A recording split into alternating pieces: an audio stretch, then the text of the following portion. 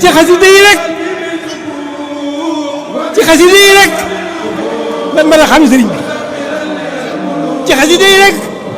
seen ku mën a bégale ci xasida yi rek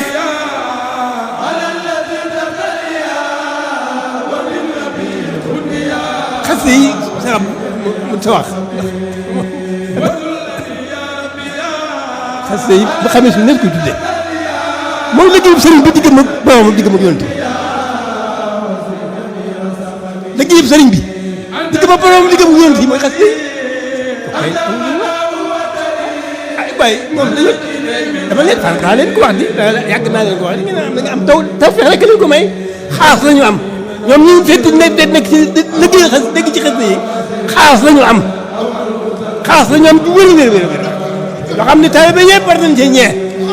te ngeen dund ci fàggulaale rek da yóbbaale xaas ngeen am waxuma taw feex ku bëgg Sëñ Tuubaa am na waaye yéen xaas ngeen am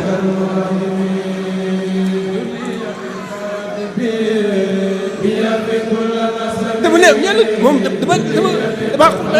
dama fa ma xool sëñ bi rek moo tax tudd ma leen moo tax dama fa rek laa xool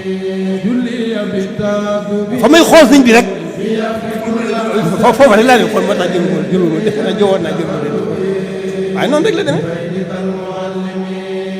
ñoom xaas la ñoom sant leen yàlla bu baax sant leen yàlla bu baax a baax a baax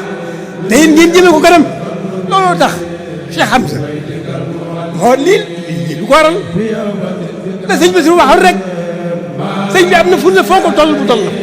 waaw lii rek la du leneen loolu nag dëgg la ajuul wax nag ci lam yi sax ñun ñëpp war nañ ko xam waaye nag sëriñ Bassirou ma ko waxoon guddi ba ànd ko jël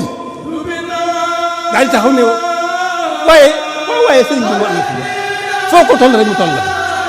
foo war a jëfee mooy lii rek loolu kay xanaa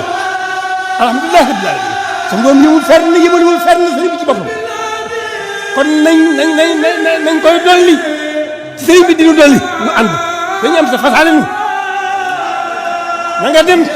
ñoo ngi bëgg na ànd ak yow waaye fasaale nu sëriñ bi jàpp suñu loxo